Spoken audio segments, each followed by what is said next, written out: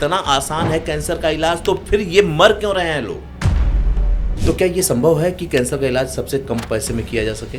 बिल्कुल संभव है। इलाज के नाम पे मुनाफाखोरी। कैंसर की दवाइयाँ इतनी महंगी क्यों आती हैं? सरकार से पूछो। जो दवा 2200 रुपये की मिल सकती है उस पर MRP 18,000 प्रिंट क्यों करने दिया? कैंसर की दवाइयाँ इतनी महंगी क्यों बेची जाती हैं? खाप और खतरा। खाप और खतरा, क्या बात। तो जो बीमारी से मरने का डर हो उसकी दवाइयाँ महंगी हो जाएगी। ओबामा के टाइम 2003 में कोशिश की थी कि ओबामा अलाउ कर दे, नहीं किया। ट्रम्प बिजनेसमैन है, इसने अलाउ कर दिया। कैसे अपने इलाज के खर्चे को कम कर सकता है, खासकर कैंसर का मरीज?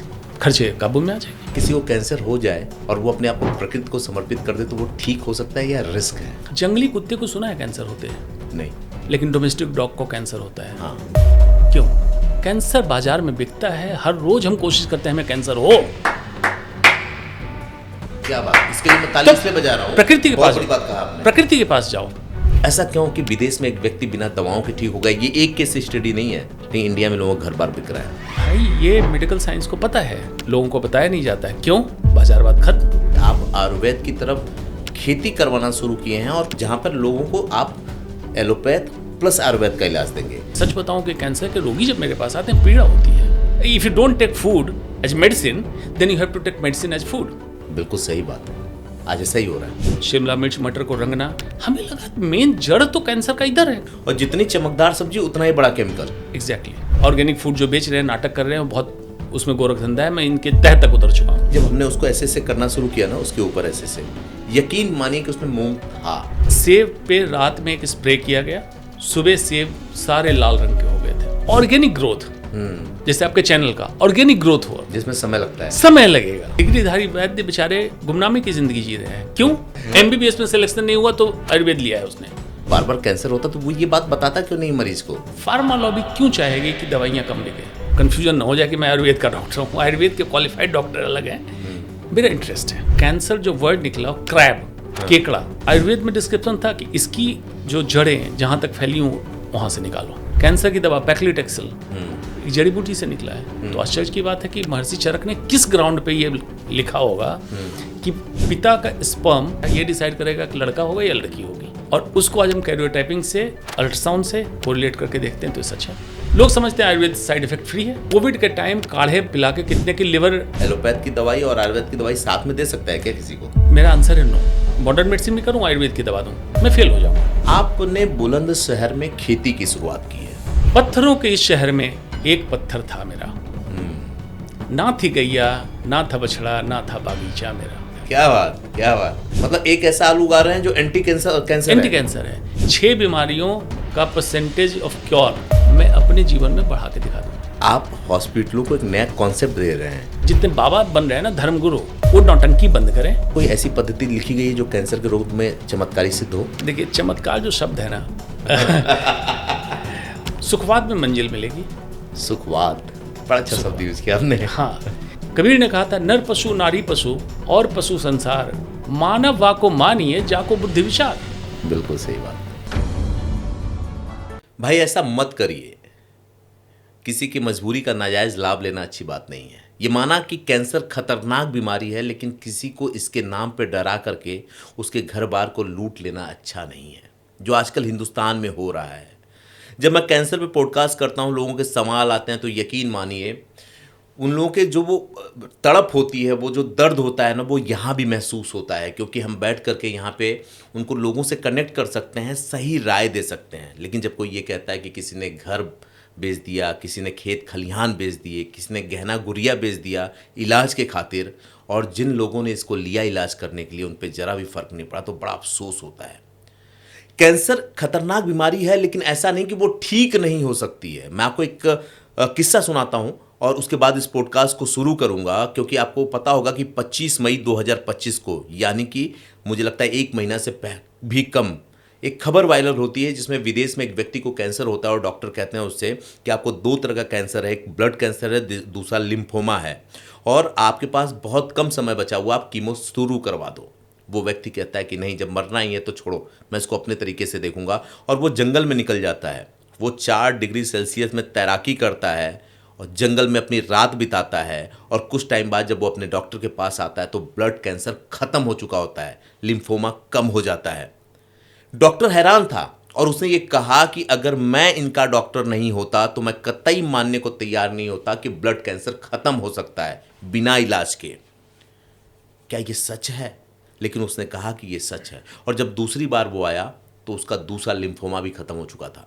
यानी दोनों कैंसर पूरी तरह से खत्म हो चुके थे। इलाज के नाम पे शायद उसने कुछ पैसे खर्च किए हो जो जंगल में बिताने के लिए उसने खर्च किया होगा। तो क्या इतना आसान है कैंसर का इलाज? तो फिर ये मर क्यों रहे हैं लोग? कहीं ऐसा तो नहीं हमारी जो मेडिकल पद्धति है एलोपैथ की वो मार रही है? एक बड़ा विवाद हो रहा है कि कीमो कराने के बाद जिनको कैंसर नहीं होता उनको कैंसर हो जाता है। आज इन्हीं सभी सवालों को लेकर मैं डॉक्टर अंशुमान जी के साथ बैठा हुआ हूं, जो कैंसर के बहुत बड़े डॉक्टर हैं, ना सिर्फ इंडिया में बल्कि इनको विदेश की सरजमी पे भी लोग जानते हैं। 40,000 सफल ऑपरेशन कर चुके हैं, जाने कितने हजारों लोगों की जान बचा चुके हैं। आइए जानते हैं, क्या 5,000 10,000 में भी कैंसर का इलाज संभव है? क्या एलोपैथ की जगह आयुर्वेद भी इसमें अपना अहम रोल निभा रहा है? क्योंकि ये पहली बार रिवील हो रहा है कि डॉक्टर अंशुमान जी एलोपैथ के साथ ही आयुर्वेद की एक नई पद्धति, एक नई रिसर्च की शुरुआत किया इन्होंने, और बुलंदशहर से लेकर देहरादून तक इन्होंने एक इकोसिस्टम बनाया है। तो बहुत बातें नहीं करूंगा, सब कुछ इनसे जानेंगे। आइए शुरू करते हैं। लेकिन एक रिक्वेस्ट है, एक दरख्वास्त है उन तमाम डॉक्टरों से कि भाई जान लोगों की जाती है, घर बार तो छोड़ दीजिए। आइए स्वागत करते हैं डॉक्टर अंशुमान जी का। Sir thank you so much. हम तीसरी बार बैठ रहे हैं, जनता के बड़े सवाल थे और इधर बीच कई रिसर्च मैंने पढ़ा। ये एक ऐसी बीमारी है ना जो बड़ा दर्द देती है, जो देखता है जिसको होता है उसको तो देती है। जब मेरे दर्शक मेरे पे आके कमेंट करते हैं सर मुझे भी दुख होता है। ऐसा क्यों कि विदेश में एक व्यक्ति बिना दवाओं के ठीक हो गया? ये एक केस स्टडी नहीं है, ऐसी कई केस स्टडी हैं, लेकिन इंडिया में लोगों का घर बार बिक रहा है। बिल्कुल ठीक है। विज्ञान के नज़रिए से एक को केस स्टडी कर सकते हैं, लेकिन किसी रिसर्च को स्थापित होने के लिए कई केसेस चाहिए। ये सच है, लेकिन एक में भी हुआ तो केस स्टडी तो बनती है। और ये है, एक नहीं, आपने बिल्कुल सही कहा, कई डॉक्यूमेंटेड इस तरह की स्टडी है। सेल्फ रेमिशन ऑफ कैंसर इसको हम कहते हैं। टेक्निकल मतलब अपने आप कैंसर ठीक हो गया। भाई ये मेडिकल साइंस को पता है, लेकिन लोगों को बताया नहीं जाता है। क्यों? बाजारवाद खत्म। अब जब मैं बताऊं कि बच्चा जिस दिन पैदा हुआ, मां के गर्भ से बाहर निकला, उस दिन से लेके जिंदगी क्या है? 2 सांसों के बीच की अवधि ही जिंदगी है। पहली सांस जब बच्चा गर्भ से निकला और दूसरी सांस आखिरी। इस पूरे जिंदगी में जब तक हैं तो हर दिन हर व्यक्ति के शरीर में हर समय कैंसर बनता है। अब देखो कितनी बड़ी बात है, यही बात नहीं लोगों को पता है। मतलब कैंसर बना तो मतलब डेथ सेंटेंस। अरे हर दिन कैंसर बन रहा है। लेकिन आपके बॉडी का डिफेंस सिस्टम ऐसा तैयार है जो नेचुरल है, प्रकृति प्रदत्त है, कि उस कैंसर को पकड़ता है और किल कर देता है। मतलब पूरे टाइम एक पुलिस पेट्रोलिंग सिस्टम बॉडी के अंदर घूम रहा है। 40 ट्रिलियन सेल्स हैं, हर की एबनॉर्मलिटी को चेक करता है और ठीक करता रहता है। ठीक नहीं हुआ तो उसको कंसीडर करता है जो टेररिस्ट है, इसको किल कर दो।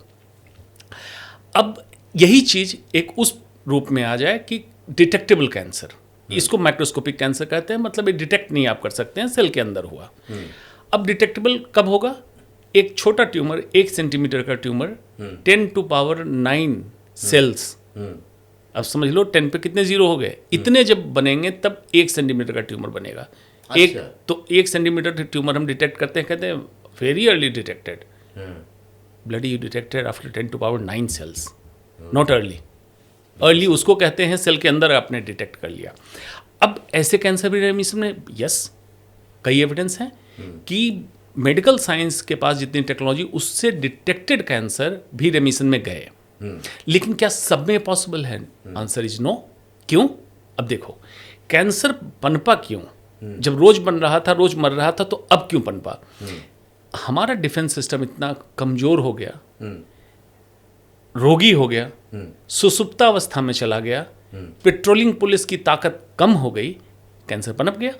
तो ऐसे व्यक्ति में जिसमें डिफेंस सिस्टम ऑलरेडी कमजोर था, अगर कोई ऐसा सिस्टम उसमें नहीं लगाया गया जो इसको मजबूत करे, तो अपने आप तो ठीक नहीं होने से रहा। इवन इफ जो एस्टैब्लिश कन्वेंशनल कैंसर ट्रीटमेंट है, उसके बाद भी हो सकता है दोबारा पनपे। क्यों?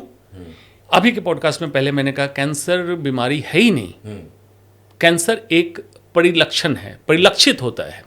इसका क्या मतलब है कि जैसे मान लीजिए आपने कहीं देखा धुआं है, आपने धुएं के ऊपर पानी छिड़क दिया, थोड़ी देर के धुआं शांत हुआ, लेकिन आग जहाँ लगी थी लगी रह गई। वो आग है सेल के अंदर। ओके।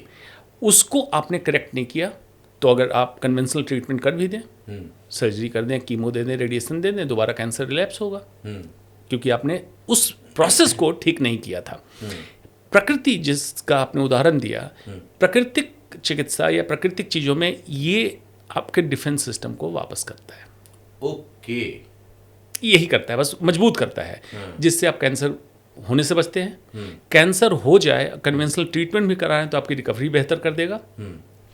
और ऐसे ही केसेस पाए गए जिन्होंने भी किया, उसमें बहुत सारे, जिसमें आपने कहा जैसे 4 डिग्री सेंटीग्रेड पे स्विमिंग करना, एक कॉन्सेप्ट है हॉर्मेसिस, HORMESIS, हॉर्मेसिस, मतलब बॉडी को छोटे समय के लिए स्ट्रेसफुल देना, मतलब एकदम ठंड में चले गए। जैसे आइस कोल्ड वाटर पे विन हॉफ करके एक है, उसने बहुत खैर उसका क्रिटिसिज्म भी बहुत हुआ कि कई लोगों की डेथ हो गई। ये बात सही है, जिसको हार्ट की तकलीफ है उनको नहीं करना चाहिए चिल वाटर में। अभी मैं डेनमार्क में था, रात को टेम्परेचर 1 डिग्री 0 डिग्री जा रहा है, और अर्ली मॉर्निंग में जब लेक के किनारे दौड़ रहा था तो मैंने देखा कि वहाँ लोग नहा रहे हैं। अच्छा। पूरी तरह नंगे बदन उस लेक में जिसका टेम्परेचर 1 डिग्री है, उसमें जाते हैं डिप करके, फिर निकलते हैं, धूप लेते हैं, फिर नहाते हैं। देखो, ये प्राकृतिक चिकित्सा है, हॉर्मेसिस, जिसको मेडिकल साइंस कैसे देखता है, सडन स्ट्रेस अगर बॉडी को देते हैं तो बॉडी उस सिस्टम को जगा लेता है जो इस स्ट्रेस से कैसे फाइट करे। वही फाइटिंग है डिफेंस सिस्टम। मतलब आप डिफेंस सिस्टम की सर्विसिंग टाइम टू टाइम कर रहे हैं और डिफेंस सिस्टम को जगा के रख रहे हैं। अब जब आपने प्राकृतिक चिकित्सा की बात कर ही दी तो मैं अपने मूल सवाल पे आ जाता हूँ, जिसके लिए ये पॉडकास्ट आज मैंने रखा है।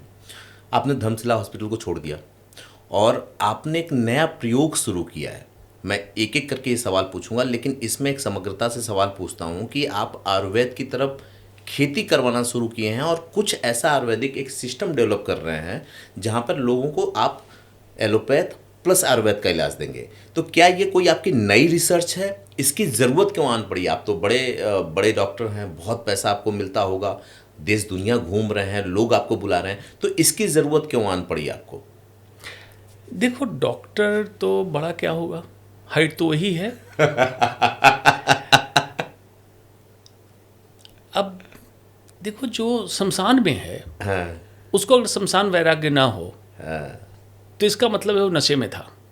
क्या बात है, शमशान वैराग्य न हो तो वो नशे में, यानी कि लगातार मौत को देखने वाला आदमी न जगे तो वो नशे में है। हर रोज सुबह से शाम में कैंसर के रोगी को देखूं और सिर्फ मैं यही सोचूं कि बस ऑपरेशन कर दिया, हाँ। कीमो लग गई, हाँ। काम खत्म नहीं हुआ। हाँ। ये मेरे अंदर, कैंसर का डॉक्टर तो बाद में बना, मेडिसिन जब ज्वाइन किया तब से मेरे अंदर एक कौतूहल था कि क्या पल्स, बीपी ये देख के एक मरीज का पूरी तरह से आकलन हम ठीक कर लेंगे। मुझे जवाब मिलता था नहीं। उसी में मेरे स्कूल के बैचमेट सुशील पाठक नाम है, उसके पिताजी, हम लोग बैचमेट थे, उसके पिताजी आयुर्वेद के डॉक्टर थे। तो मैं उनके पास गया, मैंने पूछा कि ऐसा ऐसा हमने पढ़ा है, तो आयुर्वेद भी ऐसे देखता है। तो उन्होंने कहा कि देखो उस किताब को निकालो। किताब निकाली, उन्होंने कहा पढ़ो क्या है, चरक संहिता। चरक संहिता में लिखा हुआ था कि जब कोई व्यक्ति महर्षि चरक के पास आ रहा है तो 24 गुण का आकलन कर लेते थे। अच्छा, व्यक्ति कैसे चल के आ रहा है, गेट क्या है, जिसको बाद में हमने समझा, पेट में अगर दर्द है तो इंसान आगे झुक जाएगा, इस तरह से चीज़ों को आकलन, उसका चेहरा कैसा दिख रहा है, चेहरे पे पसीना है कि नहीं, ऑयली है स्किन, सारा। और उसके बाद प्रकृति, दोष, इन सब का आकलन करके मुझे लगा हाँ बात सही है, इतना होना चाहिए। जिसको आयुर्वेद कहता है संप्राप्ति, मेडिकल में हम कहते हैं हिस्ट्री टेकिंग। मतलब मरीज से पूरी बात करके उसके सारे गुण दोष सबके बारे में, उसके चॉइस, लाइक्स डिसलाइक्स, सबका आपने आकलन किया। ये बात चल रही थी। करते करते मैं कैंसर में आया। अब कैंसर में रिलैप्स या कैंसर होना इटसेल्फ, मैं सच बताऊं कि कैंसर के रोगी जब मेरे पास आते हैं पीड़ा होती है कि ये कैंसर, इसको नहीं हो सकता था, रोका जा सकता था, अब हो गया तो एटलीस्ट इलाज ऐसा हो जाए कि दोबारा इसको ना हो। ठीक है, ये पीड़ा थी। जवाब मेडिकल साइंस में कंप्लीट नहीं है। अच्छा, हाँ, कंप्लीट ये एक्सेप्ट करते हैं, ये एक्सेप्ट है। हाँ। अब हिपोक्रेट जो फादर ऑफ मॉडर्न मेडिसिन है, उन्होंने भी कहा फूड इज मेडिसिन। ओके, ये उनका डायलॉग है। हाँ। तो मैं उसको एलैबोरेटर कहता हूँ, if you take food as medicine, हाँ, if you don't take food as medicine, then you have to take medicine as food. बिल्कुल सही बात है, आज ऐसा ही हो रहा है। यही है। हाँ, अब सुबह उठो, कोलेस्ट्रॉल की गोली, डायबिटीज की गोली, दिस गोली, दैट गोली। लोगों ने न्यू नॉर्मल मान लिया हाँ, कि हम भुंजा की तरह टैबलेट खा लेंगे। हाँ, अरे आप स्वस्थ नहीं है, बीमार हैं। मीन्स लाइफ विदाउट पिल्स नहीं है, लाइफ विथ पिल्स है, वो लाइफ नहीं है आपकी।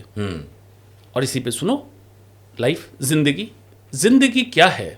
हमारे एक बहुत अच्छे शायर हैं, उनका कहा, जिंदगी क्या है अनासिर में ज़हूर तरतीब, मौत क्या है इन्हीं अज्जा का परेशान होना। जो हम कंपोनेंट्स, घटक उतार लेते हैं, वो हो सकता है सर्वेश मिश्रा से दोस्ती, परिवार, जो भी हमने उतारा, ये जीवन है। सर्वेश मिश्रा, एक दोस्त हमारा कट गया, अज्जा का परेशान होना। मेरी एक मौत हो गई, मेरा एक दोस्त कट गया।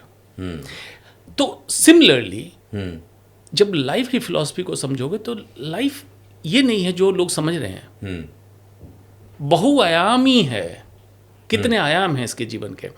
उसमें फूड 35% मॉडर्न मेडिसिन मानता है कि 35% कैंसर कारण आपका फूड है जो आप लेते हैं। और प्रकृति प्रदत्त तो एंट्री पोर्टर लेक है मुंह। डॉक्टर तो IV नस से भी चढ़ा देगा, कहीं चढ़ा देगा, लेकिन इंसान कुछ अंदर उतारना चाहेगा तो मुंह के रास्ते ही खाएगा। 35% खाने में गड़बड़ी थी। हिपोक्रेट की बात बता दी।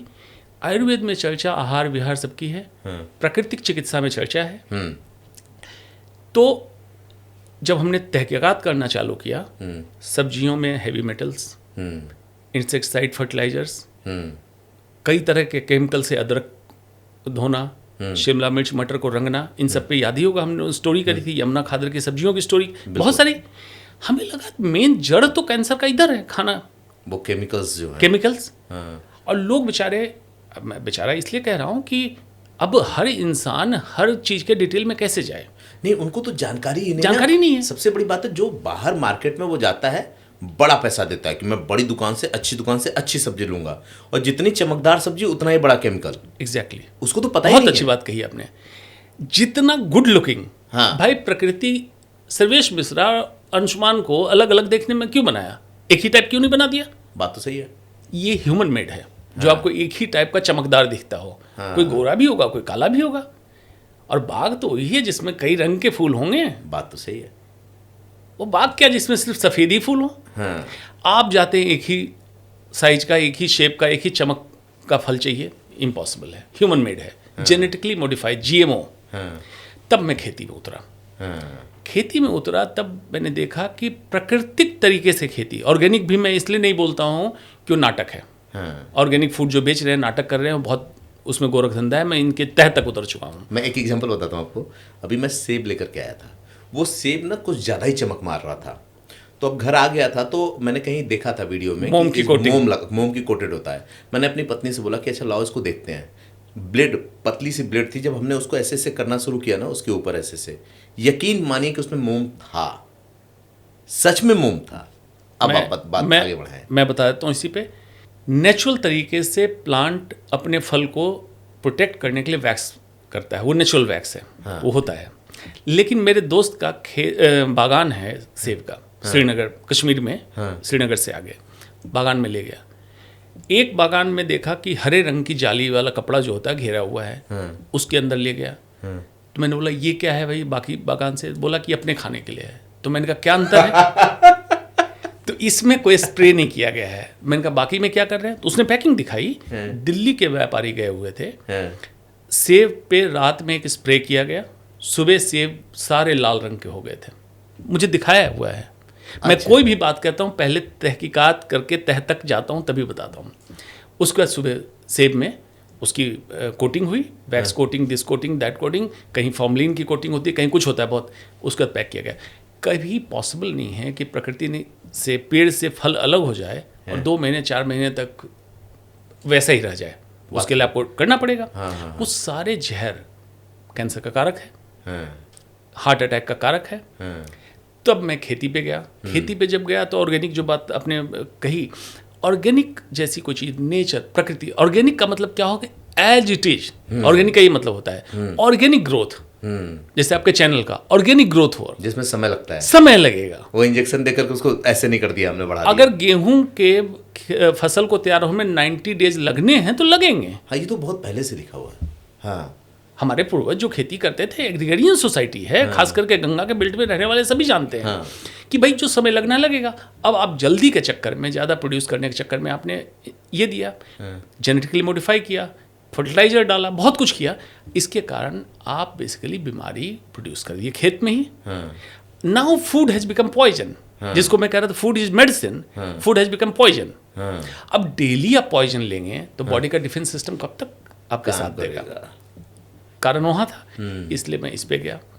दूसरा, विलुप्त होती जो पद्धतियाँ हैं। अब आयुर्वेद की बात आप कहते हैं तो आयुर्वेद तो देखिए व्यापार हो रहा है, आपको भी पता है, व्यापारी लोग आयुर्वेद करें। आयुर्वेद है क्या? लोगों को ये नहीं समझ में आता, समझते आयुर्वेद मॉडर्न साइंस की लड़ाई है। बिल्कुल लड़ाई नहीं है। AIIMS, all India institute of medical science, Hindi क्या है? अखिल भारतीय आयुर्विज्ञान संस्थान। तो आयुर्वेद तो लगा हुआ था। और पहले किताब वर्ड तो बाद में आया, जब मुगल आए। हर पुस्तक को वेद कहा जाता था। तो जो पुस्तक में डॉक्यूमेंटेड था जिससे मेडिकल की बात, वो आयुर्वेद है। अब ये भारत की परंपरा थी मेडिकल की, जैसे ग्रीक की परंपरा थी मॉडर्न मेडिसिन, जिसको एलोपैथ लोग कहते हैं। इसकी पद्धतियां विलुप्त होने लगी, वैद्य विलुप्त होने लगे। डिग्रीधारी वैद्य बेचारे गुमनामी की जिंदगी जी रहे हैं। क्यों? कौन वैद्य है आज पूछ के देखो कि बाई चॉइस वो BMS किया है, बाई चांस किया, MBBS में सिलेक्शन नहीं हुआ तो आयुर्वेद लिया है उसने। वो एक घुटन की जिंदगी, एक कॉम्प्लेक्स में जी रहा है। हमें चाहिए उसको सपोर्ट करना, मिलाओ पद्धतियों को। और उतना ही नहीं, नेचुरोपैथ, प्राकृतिक चिकित्सा, योग, इन सब को अगर मिला है, 6 पद्धतियां भारत में काम कर रही है मेडिकल के लिए। 6 अपने इकोसिस्टम को खत्म करके मिले, ये जो प्लेटफॉर्म बनेगा, मैं बता रहा हूँ वर्ल्ड का बेस्ट मेडिसिन का हॉलिस्टिक प्लेटफॉर्म बन सकता है। ये पॉसिबल। अगला सवाल भी मेरा यही है, और अब मुझे समझ में आ रहा है कि आप क्यों इसकी तरफ जा रहे हैं, होलिस्टिक की तरफ। सवाल ये था कि 40,000 ऑपरेशन आपने किए, मुझे लगता है 20-22 साल की यात्रा मेडिकल की आपकी होगी उसमें, और तमाम लोग दुनिया से चले गए होंगे और बहुत ज़्यादा लोगों को आपने बचाया भी। ऐसा कब आपको लगा कि एलोपैथ इसके लिए पूरी तरह से सक्षम नहीं है और आपको आयुर्वेद और अपने जो वेद हैं उनकी तरफ जाकर के कुछ नया प्रयोग करना चाहिए? क्या किसी प्रयोग से कुछ लोगों की ज़िंदगी आपने बचाई, तब आपको लगा कि ये दोनों मिल जाएं तो बड़े हो जाएंगे, या अभी एक कोई शोध है आपका? ये ह्यूमन बॉडी ह्यूमन का बनाया हुआ नहीं है। Human body not made by human. Nature, प्रकृति ने बनाया। इसमें कोई भी विधा आ जाए, चाहे मॉडर्न साइंस हो, आयुर्वेद हो, नेचुरोपैथ हो, योग हो, एक विधा सफिशिएंट हो ही नहीं सकता है किसी ह्यूमन बॉडी के डिस्टर्बेंस को करेक्ट करने के लिए। अच्छा। हर समय इनकम्प्लीट होगा, इम्परफेक्ट। ठीक है। मान लीजिए गाड़ी इंजीनियर ने बनाया, उसने अपना डायग्राम दे दिया, दूसरा इंजीनियर ठीक कर देगा उस गाड़ी को, लेकिन ह्यूमन बॉडी के बारे में नहीं पता है। ये 17 साल की उम्र में जब मैंने MBBS ज्वाइन किया, तब से मेरे मन में ये कौतूहल है। ठीक है। लेकिन उस समय इतने एवेन्यूज़ नहीं थे, तो आयुर्वेद देखा। प्रकृति चिकित्सा आप कह सकते हैं कि एक, जहाँ मेरी पैदाइश हुई तो वहाँ की धरती में, मिट्टी में, हर घर में एक सिस्टम होता था, प्राकृतिक चिकित्सा जिसको आप कह सकते हैं। योग मेरे दादाजी को करते देखता था, तो योग मेरे घर का हिस्सा था। स्लोली रियलाइज किया, एक स्टडी आ रही, एक स्टडी कुछ आ रही है, ऐसे करते करते आजकल तो योग का ऐसा हो गया है कि बेस्ट फॉर्म ऑफ एक्सरसाइज योग, कंप्लीट एक्सरसाइज योग। अब आयुर्वेद में कहता है स्वास्थ्य क्या है? सम दोष सम अग्निश सम धातु मलह क्रिया प्रसन्न आत्मेन्द्रिय बना स्वस्थिति है विधेयते। सभी चीज़ों का सम अवस्था में हो जाना स्वास्थ्य है। महर्षि पतंजलि का अष्टांग योग क्या कहता है? यम नियम आसन प्राणायाम प्रत्याहार धारणा ध्यान समाधि। अगर ये 8 अंग को कर ले तो उसका मन, इंद्रिय, तन सब कुछ स्वस्थ रहेगा। तो ये कंप्लीट हो गया स्वास्थ्य। अगर गड़बड़ी हुई तो वापस करना है। मान लीजिए कि हार्ट में ब्लॉकेज है, एक्सीडेंट हुआ, तो मॉडर्न मेडिसिन तुरंत उसको ठीक करेगा, लेकिन दोबारा हार्ट में ब्लॉकेज ना आए, स्ट्रोक ना हो, कैंसर हो गया दोबारा कैंसर ना हो, तो जो गड़बड़ी उसको भी ठीक करना पड़ेगा। उसको ठीक करने के लिए दवा नहीं बनी है। ओह, ये आप बोल रहे हैं as a doctor? As a doctor बता रहा हूँ, उसको ठीक करने की दवा नहीं बनी है। आग को बुझाने की दवा नहीं है। धुएं को शांत करने के लिए आपकी दवा है। आग को बुझाने के लिए आपका number 1 is food, number 2 lifestyle, जीवन शैली, यम नियम आपके जीवन का हिस्सा हो जाना चाहिए। आहार, विहार, विचार, व्यवहार, इन सारी चीज़ों को आपको एक अपने जीवन में उतारना पड़ेगा। ये उसी से ठीक होगा। मॉलिक्यूलर हेल्थ, और मॉलिक्यूलर हेल्थ पे चर्चा क्यों नहीं हो रही है? Because molecular health is not druggable. इसकी दवा नहीं बनी है, इट्स फूडेबल। ओके। ये आप खाने से ठीक कर सकते हो। तो आखिर जब डॉक्टर इलाज करता है कैंसर का और बार बार कैंसर होता है, तो वो ये बात बताता क्यों नहीं मरीज को? उसका कारण है MBBS के 5 साल के कोर्स में, अमेरिका का बता रहा हूँ, हम लोग जो भी स्टडी MBBS की करते हैं अमेरिकन सिस्टम फॉलो कर रहे हैं। 5 साल में 19.6 आवर्स, मतलब 19.5 घंटे या 20 घंटे रख लो, खाने के बारे में, फूड के बारे में, न्यूट्रिशन के बारे में पढ़ाया जाता है। 5 साल में 20 घंटे। तो डॉक्टर क्या बात करेगा? उसको अकल ही नहीं है खाने के बारे में। डाइटिशियन जो क्लेम करते हैं वो खाने के एक्सपर्ट हैं, उनको मेडिकल साइंस की अकल नहीं है, अधूरा रह गया। अगर वो इसकी बात करेंगे, अब कहोगे कि क्यों नहीं पढ़ाया जाता है? ये इतनी इंपॉर्टेंट बात है तो पढ़ाते क्यों नहीं है? पढ़ाते इसलिए नहीं है कि मॉडर्न मेडिसिन के सिस्टम को कौन गवर्न करता है? अमेरिका। अमेरिका में मेडिसिन सिस्टम को कौन गवर्न करता है? Pharma lobby. फार्मा लॉबी क्यों चाहेगी कि दवाइयाँ कम बिके? बात तो सही है। अगर ये फूड वाली बात डॉक्टर को पढ़ा दिया जाएगा, अभी डॉक्टर को क्या किया गया है? डॉक्टर को एक दवा बेचने का एजेंट बना के रख दिया।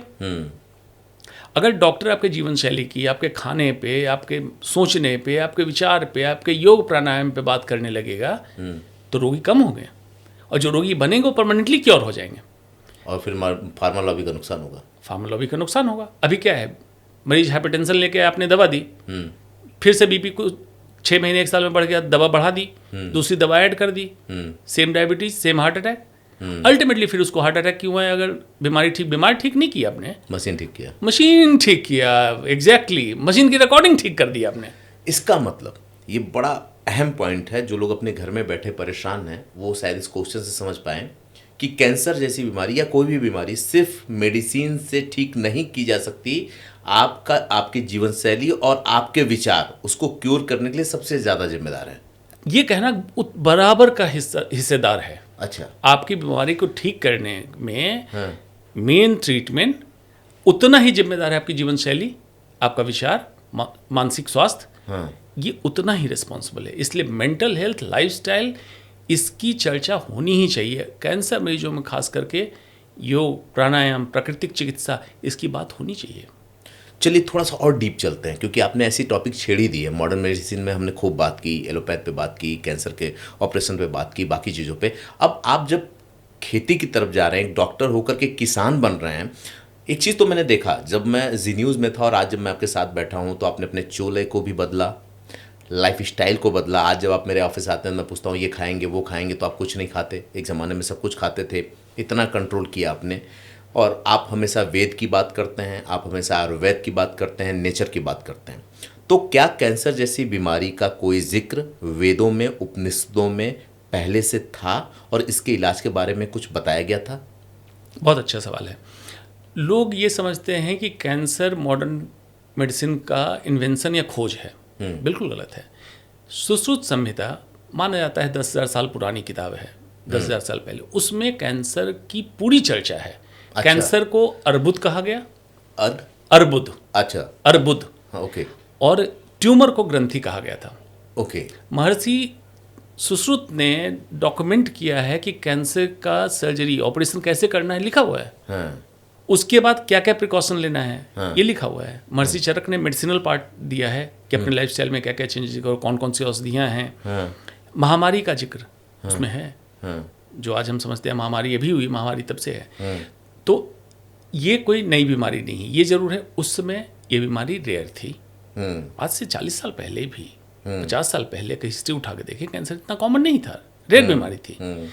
अब जो अनप्लैन्ड अर्बनाइजेशन, जिसको विनाश कहते हैं, विकास नहीं है, अनप्लैन्ड अर्बनाइजेशन, ये बहुत सारी बीमारियों को बढ़ाया, जिसमें कैंसर भी है। महर्षि चरक का ये कहना था।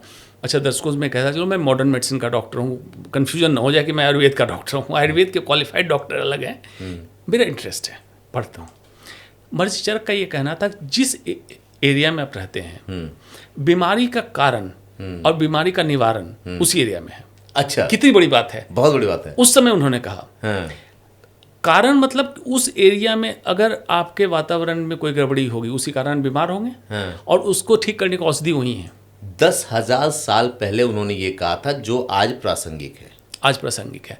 अब देखिए, इसको ऐसे अब समझिए, दिल्ली जैसे शहर में कारण निवारण की बात हुई तो प्रकृति होनी चाहिए निवारण के लिए। प्रकृति में क्या है आपके पास? कंक्रीट जंगल, जिसमें सीमेंट में, ईंट में, हेवी मेटल्स, ये सारी चीज़ें हैं। तो कौन सी बीमारी होगी? असाध्य, क्योंकि कारण तो आपने जनरेट कर दिया, लेकिन निवारण की चीज़ें काट दी। हाँ। पेड़ पौधों को, जलाशय को खत्म कर दिया, तो निवारण, तो बीमारी जो होगी असाध्य होगी, क्योंकि निवारण का इंतजाम आपने खत्म, नेचुरल थेरेपी ही खत्म कर दिया, खत्म कर जो आपकी थी। तो हमें वापस वहीं जगाना है। लोग ये ना समझें कि मैं कह रहा हूँ नेचुरल थेरेपी से सब ठीक हो जाएगा, आयुर्वेद से सब ठीक हो जाएगा, मॉडर्न में एक पद्धति कंप्लीट नहीं है। सारी पद्धतियों को मिलाओ, सब में अच्छी चीज़ें हैं। ये लड़ाई खत्म होनी चाहिए। अगर ये सारी पद्धति एक साथ आ जाए तो एक जो सबसे बड़ा जनता का फायदा होगा, पता है क्या? ये जो कॉस्ट है ना, जो इलाज में खर्च होता है ना, वो तुरंत ऐसे ज़मीन पे आ जाएगा ऊपर से। उससे बड़ा फायदा मैं बता रहा हूँ, बीमारियों की संख्या कम हो जाएगी। हाँ, जो नई नई बीमारियों का जनक, जो नई नई बीमारियों, नए नए केसेस जो आ रहे हैं, इसकी संख्या कम हो जाएगी। अब मैं आपके पहले पॉडकास्ट में कह चुका हूँ ये बात। मैं उस दिन अपने आप को सफल डॉक्टर मानूंगा जिस दिन मेरी ज़रूरत या मेरे जैसे डॉक्टरों की ज़रूरत हमारे देश को कम पड़ने लगे, मतलब लोग स्वस्थ रहने लगे। ये संभव है कि बीमारियों की रोकथाम चालू हो जाएगी, और जो बीमार होगा वो ठीक हो जाएगा, कंप्लीटली क्योर हो जाएगा, तो अस्पताल की संख्या कम होगी। मैं आपको देख के इसलिए मुस्कुरा रहा था कि मेरे दिमाग में एक सवाल आ रहा था कि जब मैं आपसे 2014 में मिला था तो एक हाई प्रोफाइल कैंसर के डॉक्टर थे, और आप शायद उसमें 40s वगैरह कहाँ थे, बड़ी लोगों की टीम आपके आगे पीछे चलती थी। जब अब मिला मैं, तो आपने अपना चोला वगैरह बदल लिया और आप एकदम उस तरफ से एकदम सन्यासी की तरह इधर आ गए और खुद को बड़ा बैलेंस किया और चीज़ों को बदल लिया आपने। मुझे लगता है 10 साल बाद जब कोई आपसे मिलेगा तो डॉक्टर अंशुमान से महर्षि अंशुमान हो जाएंगे, क्योंकि एलोपैथ और आयुर्वेद दोनों लेके चल रहे होंगे। देखिए, महर्षि का संधि विच्छेद करें, महाऋषि। एक तो मैं महान नहीं बनना चाहता हूँ, मैं आम इंसान रहना चाहता हूँ। और ऋषि कौन थे? हमारे ऋषि वो थे जो चिंतन और मनन दोनों करते थे। एक डॉक्टर को भी किताबी ज्ञान के अलावे चिंतन और मनन करना चाहिए कि समस्या क्या है, समाधान क्या है, कि डॉक्टर ने ही सिस्टम को पढ़ा है। तो चिंतन मनन, तो ऋषि तो हमारे पूर्वज भी थे, और आज भी कोई अगर मुझे ऋषि कह दे तो मुझे तो खुशी होगी कि लोग इस काबिल मान रहे हैं कि मुझे ऋषि कह रहे हैं। अदरवाइज तो मैं विज्ञान का एक विद्यार्थी हूँ, और विद्यार्थी ही रहना चाहूँगा, मैं सीखते रहना चाहूँगा। जहाँ तक बात चोले की है, देखिए, चोला बदलने आप कह सकते हैं मजबूरी हो गई। क्या मजबूरी हुई कि डॉक्टर होने के नाते कोट टाई सब करता था, अब शौक के चक्कर में इसकी संख्या बढ़ती गई। हाँ, बताया था आपने। हाँ, तो एक दिन मैंने सोचा जिस कपड़े का ओटी यूनिफॉर्म होता है, ओटी स्क्रब, उसी कपड़े का मैं बनवा लेता हूँ। जीवन आसान हो गया। सुबह 1.5 घंटे का समय मेरा बचने लगा। इसको विस्तृत आपने बताया था कैसे एयरपोर्ट, विदेश यात्रा, बिल्कुल, क्या तो आसान हो गया। तो चोला ये कोई सिंबॉलिक नहीं है कि चोला मैं किसी को दिखाने के लिए पहन रहा हूँ। हाँ। मेरी जिंदगी आसान है इसलिए पहन रहा हूँ। अच्छा, आयुर्वेद और एलोपैथ में ना जो कैंसर की जड़ें हैं उसको कितना अलग तरीके से बताया गया है? क्या कुछ अंतर है इन दोनों में, या दोनों सेम ही है? ऑलमोस्ट सेम है। देखो, यही खास बात है कि आयुर्वेद में अर्बुद जो बताया, अर्बुद का डिस्क्रिप्शन ये है जैसे बड़े पेड़, दरख्त की जड़ें फैलती हैं, वो कैंसर है, अर्बुद है। अच्छा, मॉडर्न मेडिसिन भी यही कहता है। कैंसर जो वर्ड निकला, क्रैब, केकड़ा जैसे होता है, उसके पाँव इस तरह से फैले रहते हैं। तो एक्चुअली कैंसर की मेन बॉडी है, पाँव ऐसे फैले, उसी पाँव के सारे वो आगे बढ़ता है। तो आयुर्वेद में डिस्क्रिप्शन था कि इसकी जो जड़ें जहाँ तक फैली हूँ वहाँ से निकालो, कैंसर का जब ट्रीटमेंट करो। ग्रंथि मतलब ट्यूमर, उसमें सिर्फ ट्यूमर को निकालो, क्योर हो जाएगा। सेम मॉडर्न मेडिसिन भी मानता है। मॉडर्न मेडिसिन टेक्नोलॉजी को देख के ये किस रास्ते से फैलता है, ब्लड वेसल्स मतलब खून की नलियाँ कैसे पनपती, उसमें टेक्नोलॉजी नहीं थी 10,000 साल पहले। लेकिन न कि सिर्फ कैंसर, चरक संहिता में लिखा हुआ है कि जो गर्भ में बच्चा पल रहा है उसका, वो पुरुष बच्चा पैदा होगा या मादा होगी या नर होगा, ये फादर का स्पर्म मतलब शुक्राणु डिसाइड करता है। अच्छा, उस समय कैरियोटाइपिंग नहीं थी, एक्स क्रोमोजोम, XY क्रोमोजोम। जब मॉडर्न मेडिसिन ने एस्टेब्लिश किया तो आश्चर्य की बात है कि महर्षि चरक ने किस ग्राउंड पे ये लिखा होगा कि पिता का स्पर्म एक्स वाला जा रहा है ओवम को फर्टिलाइज करने या वाई वाला जा रहा है, ये डिसाइड करेगा कि लड़का होगा या लड़की होगी। ये पता था। और उसको आज हम कैरियोटाइपिंग से, अल्ट्रासाउंड से कोरिलेट करके देखते हैं, तो सच है। तो इससे बहुत सारी चीज़ें उन लोगों ने, हमारे ऋषियों ने चिंतन और मनन से लिखी थी। ओके, मतलब उसी को थोड़ा सा मॉडर्न साइंस ने और मॉडर्न साइंस एस्टेब्लिश किया है। देखो, यही आयुर्वेद में जो लैकिंग रही यही रही कि आयुर्वेद गुरुकुल परंपरा में चला, जो सीखा, जो डॉक्यूमेंट हुआ नहीं हुआ, दूसरों को नहीं सिखाया। मॉडर्न मेडिसिन ने किया गया, ग्रीस से स्टार्ट होके एक तो लैंग्वेज पॉपुलराइज किया इंग्लिश को, दूसरों को भी सिखाया। आयुर्वेद में उस समय तो और समस्या थी, ब्राह्मण के बच्चे जो संस्कृत जानते हैं वही पढ़ेंगे, दूसरा पढ़ नहीं सकता है। अच्छा, आयुर्वेद का जनक इंडिया है और मॉडर्न मेडिसिन का ग्रीस है। ग्रीस तो इंडिया इसको नहीं लेके जा पाई, वो पूरी दुनिया में फैला दिया। तो अभी भी क्यों पीछे है आयुर्वेद? जैसे मैंने बताया, जो वैद्य हैं वो बाई चांस बन रहे हैं, बाई चॉइस नहीं बन रहे हैं। MBBS में नहीं हुआ तो BAMS आपने ले लिया। ऊपर से उनको डिमोटिवेटेड रखा जा रहा है।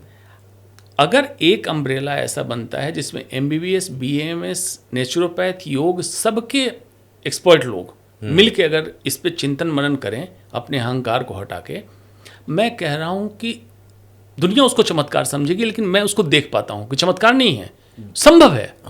संभव है, लेकिन उस पर कोई ध्यान नहीं दे रहा है। ध्यान इसलिए नहीं दे रहा है, सब अपने अपने अहंकार में है, अपने ईगो कैप्सूल के अंदर। उसको मैं ईगो कैप्सूल कहता हूँ। अपने ईगो कैप्सूल में मैं बैठा हूँ, अपने ईगो कैप्सूल में आयुर्वेद वाला बैठा है। आयुर्वेद वाला क्रिटिसाइज करते रहेगा पूरे टाइम कि मॉडर्न मेडिसिन वाले केमिकल यूज करते हैं। अरे मॉडर्न मेडिसिन ने कितनी चीज़ें ठीक की, आपको पता है? बिल्कुल सही बात है। जो जिसकी अच्छाई उसको एक्सेप्ट करो और मिल जाओ।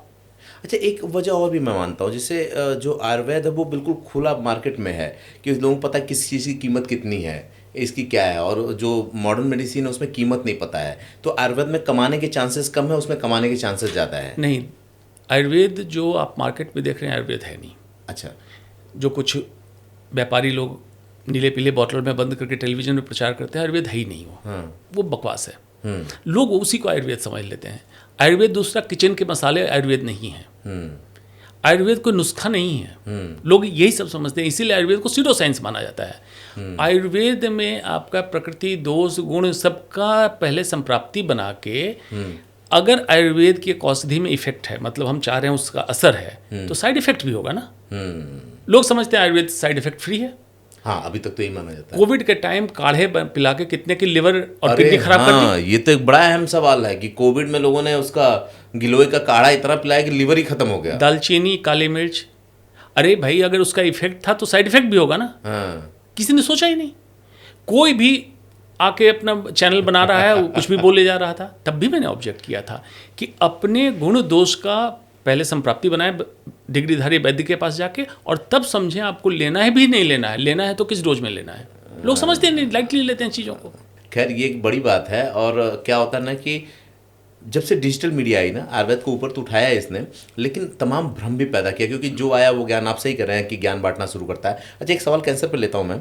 ये जो आयुर्वेदिक इलाज होते हैं, क्या ये ट्यूमर को श्रिंक करते हैं या उसको मतलब ख़त्म करते हैं, समेटते हैं? ऐसा कोई एग्जाम्पल देखा गया है क्या? देखिए, सबसे पहले तो इससे ये प्रतीत होता है कि आयुर्वेद और मॉडर्न मेडिसिन की लड़ाई है। ये बिल्कुल गलत है। मैं बताऊं। अच्छा, आपको बड़ा समस्या होती होगी ना कि कहाँ पे आदमी किसको हिट कर रहा है, कहीं ऐसा तो नहीं कि दूसरी लोगों को लगता है कि देखो भाई, ये मानव विज्ञान है, पेंडुलम की तरह नहीं चलेगा कि या तो ये सही या तो ये सही। सेंटर में आना पड़ेगा। सब चीज का सही उठा के सेंटर में लाओ।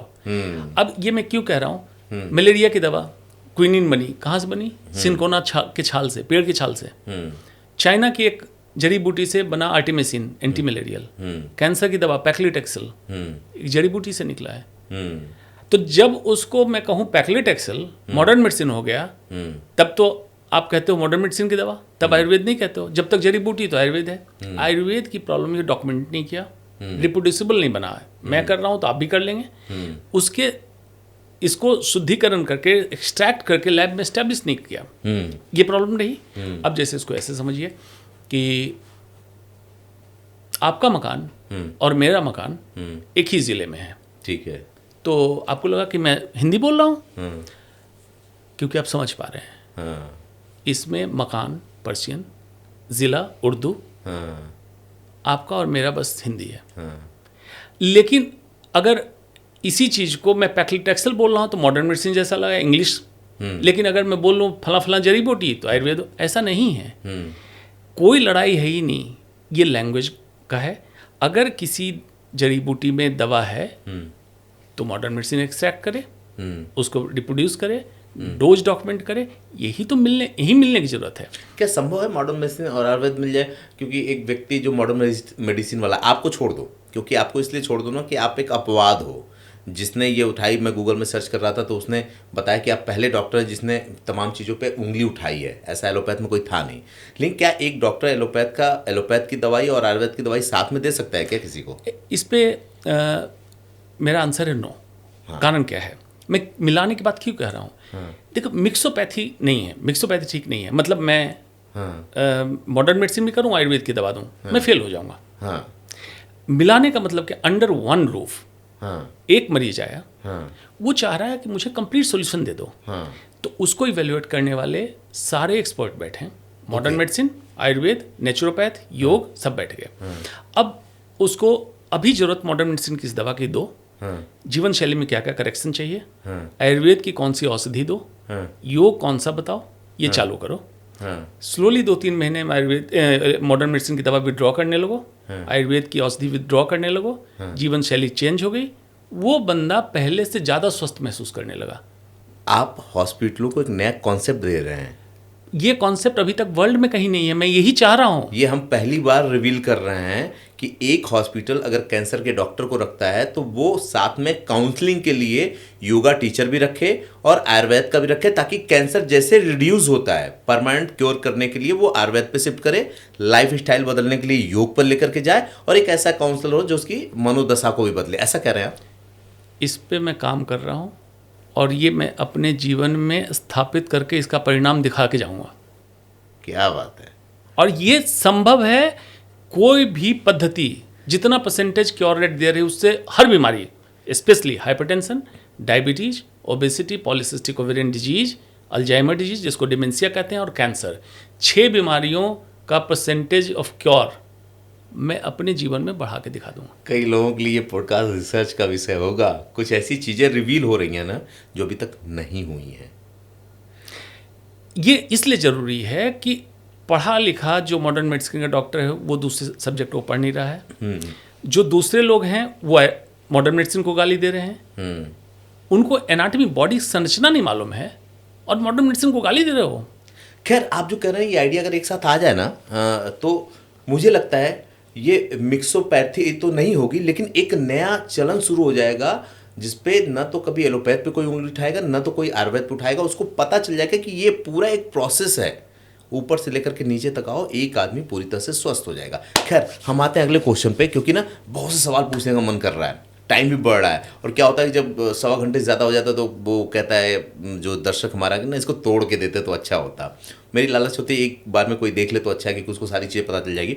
आपने बुलंदशहर में खेती की शुरुआत की है, तो क्या अपने लिए साग सब्जियां उगवाते हैं, फसल उगवाते हैं, या आयुर्वेद की तरफ जा रहे हैं, या कुछ नए रिसर्च या प्रयोग कर रहे हैं? ये एक नया क्या आपने शुरू किया है वहाँ पे? पहले तो कई लोग पूछते हैं बुलंदशहर क्यों? बुलंदशहर से अनूप शहर की तरफ जाते हैं, गंगा के पास। तो मेरा फिक्स था कि गंगा जहाँ पास होगी, क्योंकि मेरी पैदाइश गंगा के किनारे है, तो मैं गंगा का अब इसको चलिए एक रचना सुनाता चलता हूँ कि मेरी पैदाइश गंगा के किनारे हुई। मैं गौशाला था, बागीचा था, सब कुछ था।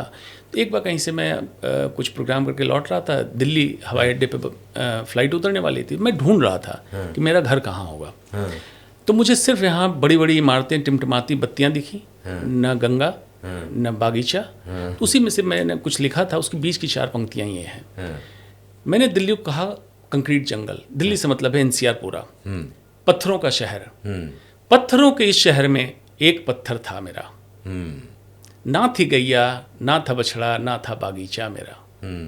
क्षीर बंद था, दूध पैकेट में है दिल्ली में। नीर बंद था, पानी बॉटल में है। क्षीर बंद था, नीर बंद था और बंद किस्मत मेरा। ना थी हरियाली यहाँ, ना था वो दरिया मेरा। क्या बात, ना था वो दरिया। क्या बात, क्या बात।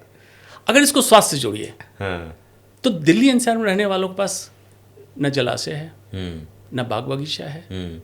तो स्वस्थ रहने के लिए जो चीज़ें हमें चाहिए कि इकोसिस्टम, सस्टेनेबल इकोसिस्टम, ये मुझे चाहिए था। तो गंगा का तट क्यों?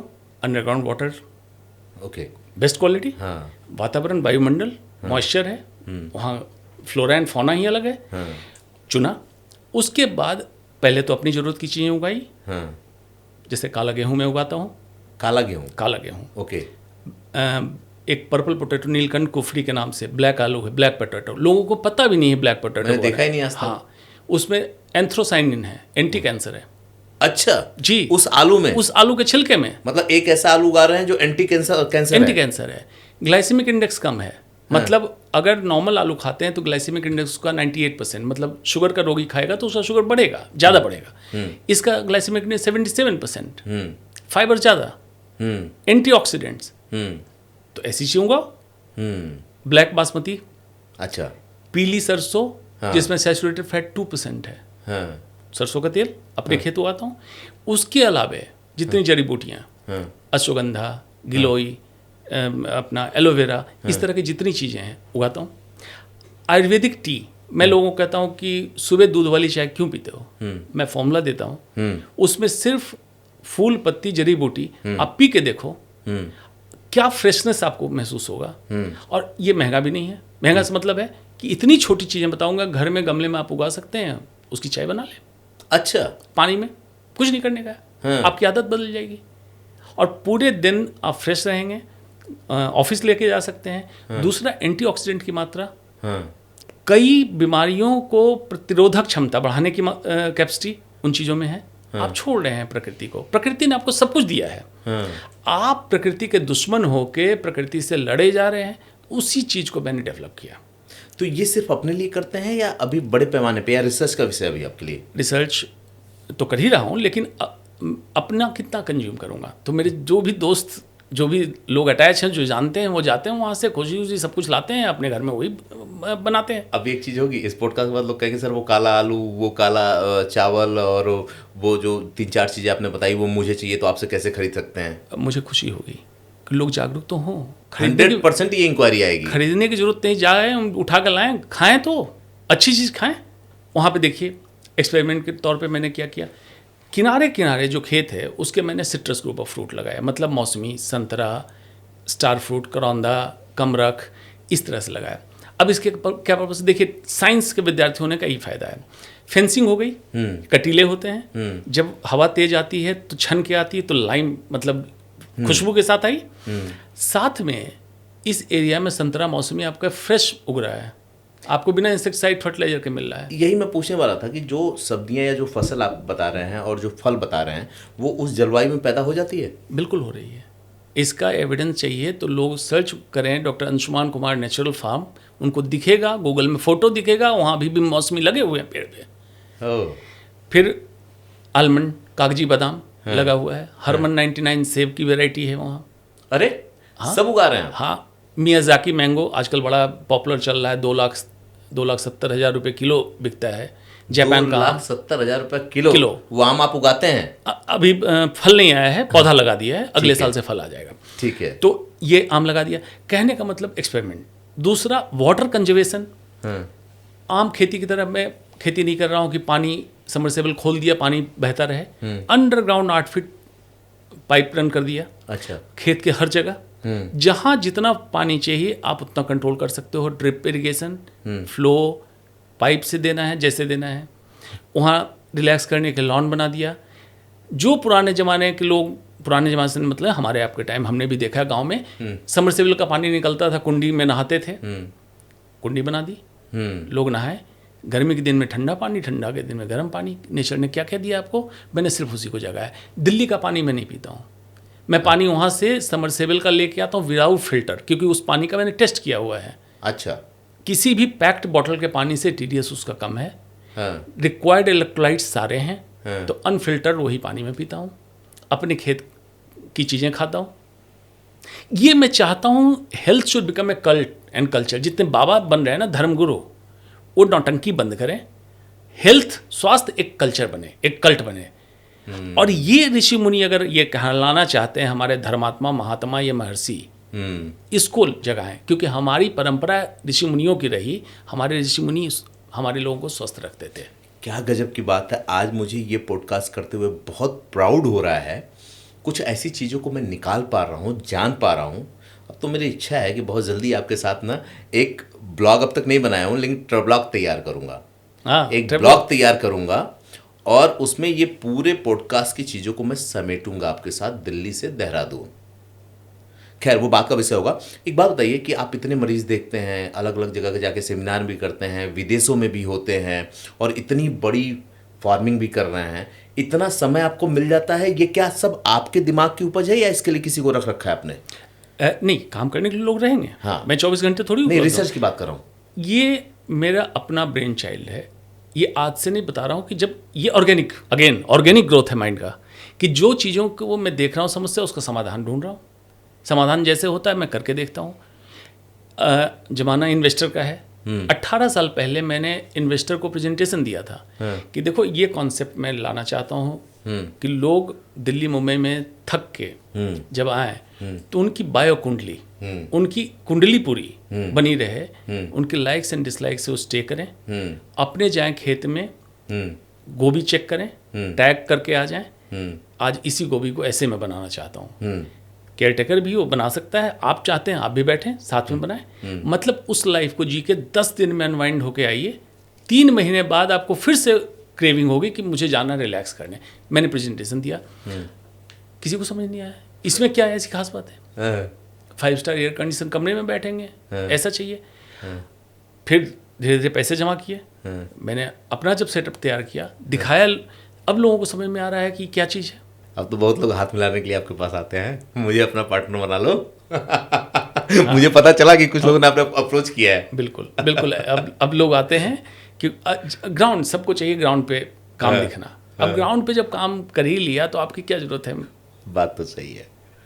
अभी तो आप रुको, जो आप बता रहे हो ना, मैं फिर कह रहा हूँ ये पॉडकास्ट कुछ लोगों के लिए बीमारियों के लिए हो सकता है, लेकिन तमाम ऐसे लोग इसको देखेंगे जिनको लगेगा यार ये हम अपनी फील्ड में ऐसा कर सकते हैं, वो आपको भी इसके बाद भी अप्रोच करेंगे, क्योंकि ये एक नया नज़रिया ये पॉडकास्ट दे रहा है। जब मुझे दे रहा है, मैं इस फील्ड का आदमी नहीं हूँ, तो जाने जो लोग इस फील्ड में होंगे उनको कितना नज़रिया ये दे रहा होगा। क्या है ना, कुछ चीज़ें बड़ी मज़ेदार हैं। आप अपने आप को खुशकिस्मत मानते हैं कि आप पूरब में पैदा हुए? क्योंकि अगर आप पूरब में नहीं होते, वेस्टर्न सिटी में होते, वेस्टर्न इधर के स्टेट में होते, तो ये जो आप कर पा रहे हैं अभी ना गंगा किनारे, ये नहीं कर पाते हैं। अब देखो, इसमें खुशकिस्मत किस्मत तो मानना मेरे हक में है नहीं, क्योंकि मेरे पैदा होने में मेरा अधिकार नहीं था। हाँ। माता पिता जी जहाँ रहे होंगे और उनके प्यार का मैं परिणाम बना। बड़ा स्ट्रेट फॉरवर्ड बोलते हैं आप। हाँ। तो इसमें हाँ, ये जरूर है, बचपन से मैंने बागीचा देखा, गंगा नदी देखी, पेड़ पे चढ़ना जानता हूँ, स्विमिंग करना जानता हूँ। दिल्ली में जब मैं देखा कि लोग स्विमिंग क्लब ज्वाइन कर रहे हैं, स्विमिंग सीख रहे हैं, मैं कहा स्विमिंग सीख रहे हो मतलब? तो बचपन में क्या करते थे? अब भाई अफसोस, उनके पास नदी नहीं थी। जब अलीगढ़ मुस्लिम यूनिवर्सिटी में आया तो वहाँ पे कहा गया कि पहले टेस्ट दो, तब देखेंगे तैरना जानते हो कि नहीं जानते हो, तब अलाउ करेंगे। तो जो वहाँ के चैंपियन थे उनको हरा दिया। अच्छा। तो उन्होंने कहा कि भाई तुमने कहाँ स्विमिंग सीखी है? मैंने कहा गंगा में।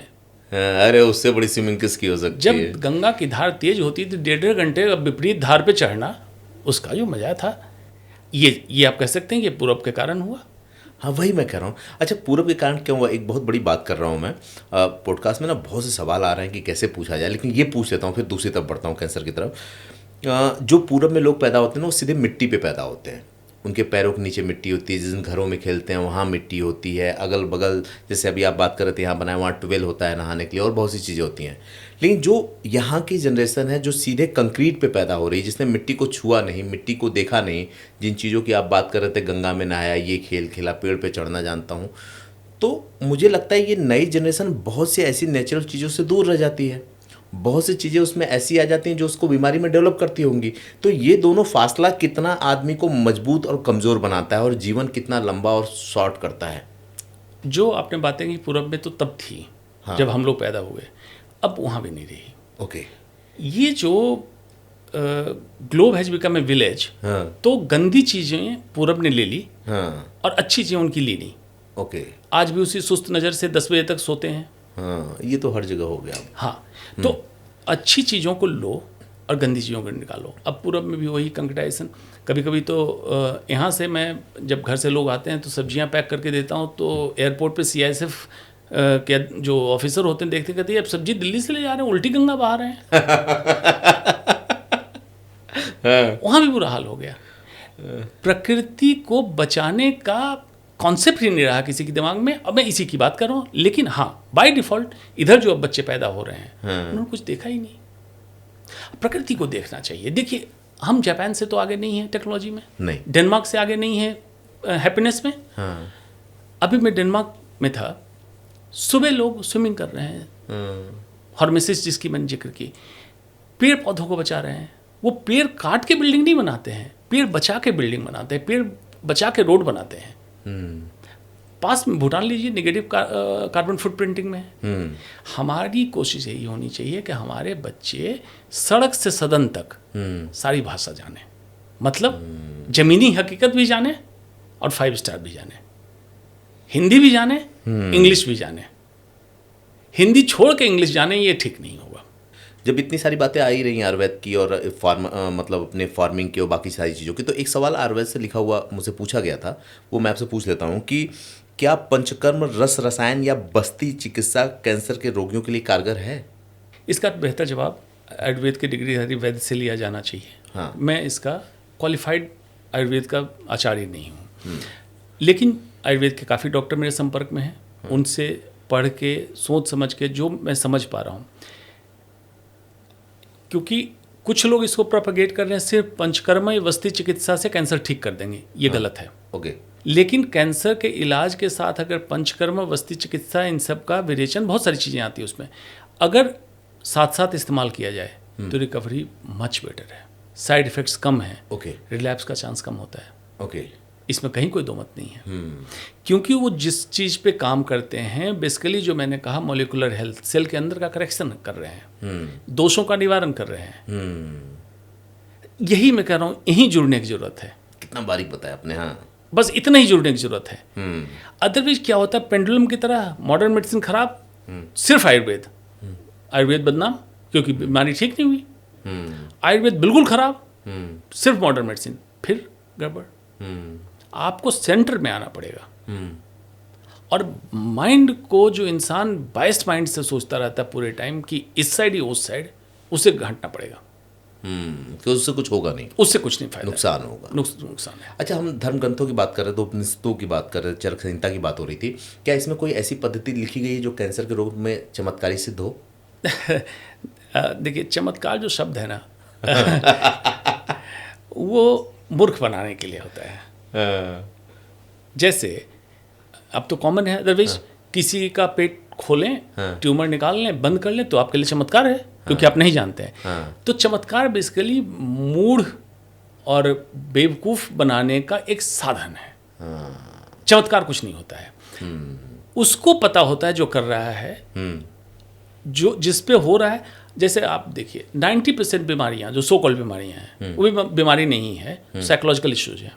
जैसे आप मान लीजिए कि आपके पेट में दर्द हो रहा है, आप 1 साल इलाज कर रही है, दर्द ठीक नहीं हुआ, अब किसी ने चमत्कार कर दिया, दर्द ठीक हो गया। बीमारी थी ही नहीं, बीमार आपका मन था, उसने सिर्फ आपके मन को टच किया, पानी पे फूंक मार के दे दिया, आपकी बीमारी ठीक हो गई। इसको चमत्कार कह सकते हैं। लेकिन चमत्कार तो, एक तो बेचारा वो बेवकूफ़ मूर्ख है, लेकिन जो कर रहा है उससे बड़ा मूर्ख है, क्यों अपने आप से भी झूठ बोल रहा है कि मैं जानता हूँ मैं कुछ नहीं कर रहा हूँ, मैं बेवकूफ़ बना रहा हूँ सामने वाले को। तो चमत्कारिक शब्द आयुर्वेद में नहीं है क्या कि वो चीज़ें जो दूसरों को नहीं पता है, वो अगर आयुर्वेद में है तो उसको लोग चमत्कार मान ले रहे हैं, जबकि ऐसा नहीं, उसमें लिखा हुआ है, साइंस की तरह लिखा गया था। आयुर्वेद की विडंबना ये रही कि चरक संहिता, सुश्रुत संहिता, अष्टांग हृदयम, ये जो ग्रंथें पुरानी थी, उसके बाद रिसर्च करके फर्दर बढ़ाने वाले, अब इन दिनों कुछ रिसर्च अच्छा स्टार्ट हुआ है, बढ़ाने वाले लोग नहीं आए, बीच में बहुत बड़ा गैप हो गया, इसको विस्तार नहीं मिला। इसका विस्तार होना चाहिए था पूरे विश्व में, वो नहीं मिला, क्योंकि अब जो विस्तार करने वाले लोग हैं, पैसे का ज़माना है, मेटलिस्टिक वर्ल्ड है, सोचते हैं पैसे से सब कुछ कर देंगे। पैसा से मानवता विज्ञान का विस्तार नहीं हो सकता है। इससे क्या मज़ेदार बात आई, इस पर एक सवाल भी आया। लेकिन वैसे जो आपने कहा है ना, ये कि चमत्कार लोग दिखाते हैं, मैंने आपसे पहले एक पॉडकास्ट मेरा पब्लिश हुआ है, उसमें यकीन मानिए कि हिप्नोटिज्म के माध्यम से उसने साइकोलॉजिकली कैसे उन्होंने हैक किया है। मैंने 10 ट्रिक तो अपने पॉडकास्ट में ही लोगों को दिखाए हैं, और सच में चमत्कार नाम की कोई चीज़ नहीं है। उसको देख करके तमाम बाबा और ये लोग कितना लोगों को बेवकूफ़ बना रहे हैं। वो आदमी तुरंत उस सामने ही कर दिया मेरे, लाल को काला कर देना, आप क्या सोच रहे हैं बता देना, आपके चीज़ों को हैक कर लेना, ये सब कुछ था। खैर ये बात सही है। आप साइकोलॉजिकल बात की तो एक सवाल मैं इसी पूछ लेता हूँ, क्या व्यक्ति की जो काम, क्रोध, मतलब क्रोध, लोभ, वासना जो होता है, ये भी कैंसर का कारक होता है क्या? और फिर क्या ध्यान से और आयुर्वेद जैसी चीज़ों से इसको ठीक किया जा सकता है? बिल्कुल, काम, क्रोध, लोभ, मोह, अहंकार। अहंकार ये कैंसर का कारक है। अच्छा। कैसे? इसको आराम से समझिए। हाँ। इसको modern science anxiety, stress, depression अलग अलग नाम देता है, लेकिन है तो बेसिकली मनोरोग। हाँ हाँ। इसके कारण ROS, रिएक्टिव ऑक्सीजन स्पीसीज, आपके बॉडी में ज़्यादा जनरेट होती है। अच्छा। ये मॉडर्न मेडिसिन भी प्रूव कर चुका। हाँ। तो दोनों को मिलाता चल रहा हूँ। हाँ। इससे repeated DNA damage, free radical accumulation, okay. Cancer, ओ। Increase heart attack directly. Indirectly ऐसे लोग किसी न किसी नशे का शिकार हो जाते हैं। अपनी एंग्जाइटी को दबाने के लिए अल्कोहल ले लिया, स्मोकिंग कर ली, चरस गांजा ले लिया, एडिशनल और कार्सिनोजेन आपने ले लिया, कैंसर फॉर्मिंग और तेजी से बढ़ा दिया। ऐसे लोग कंपल्सिव ईटर होते हैं, मतलब भूख नहीं भी है फिर भी खाना खाएंगे। अच्छा। यूजुअली मीठा खाना जिसमें मिठास ज़्यादा हो, डोपामिन हिट। ये सारा सिस्टम डोपामिन हिट, मतलब वो किसी तरह से चाह रहा है हैप्पीनेस मिल जाए, लेकिन उसको ये नहीं पता है dopamine is not molecule of happiness. Happiness molecule serotonin है। Dopamine is molecule of hedonism, सुखवाद का मॉलिक्यूल है, जो आपको मिलेगा alcohol, cigarette, sex, pornography, screen scrolling, इसमें मिलता है।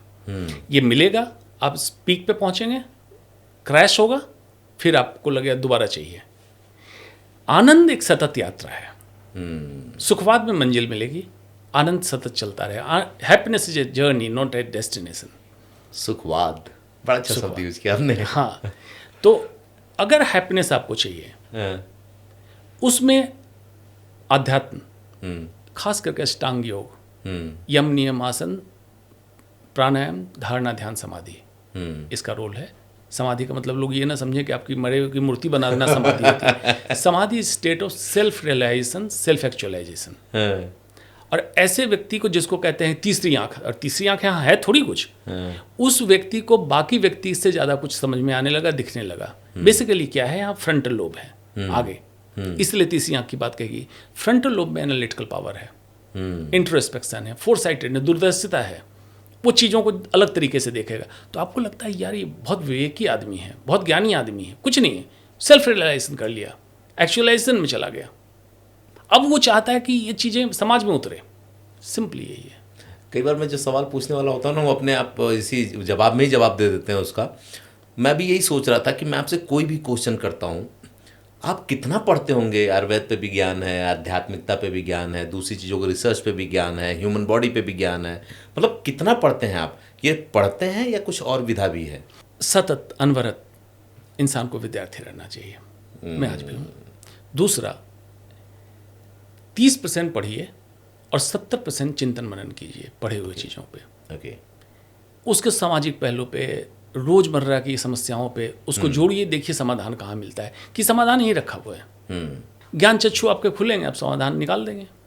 ज्ञान चक्षु बंद रहेंगे, आप भी उसी भीड़ के हिस्से बने रहेंगे, रोज कंपस की तरह नॉर्थ साउथ घूमते रहेंगे, अस्पताल घर घर अस्पताल घर अस्पताल, चक्कर लगता रहेगा आपका। सिर्फ उसी ज्ञान चक्षु को खोलने की जरूरत है।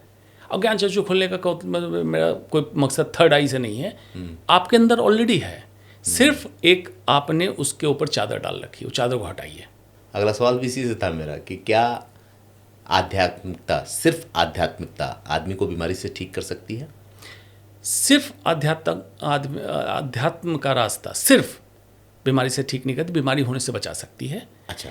लेकिन बीमारी हो गई, हालांकि जो आध्यात्म के रास्ते पे बहुत कम चांस है कि बीमारी हो, और हो गई तो उससे ठीक होने में पूरी मदद, बहुत ज़्यादा मदद करेगी। क्यों?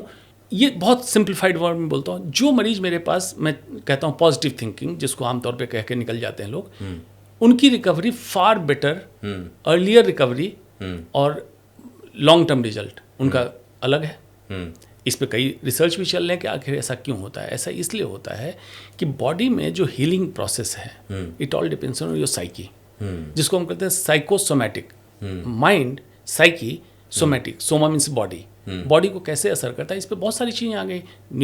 NLP, न्यूरोलिंग्विस्टिक प्रोग्रामिंग है, बहुत सारी चीज़ें आई हैं। तो सब कुछ आपके अंदर एक, समझ लीजिए कि जितनी चाबी भरी राम ने उतना चले खिलौना।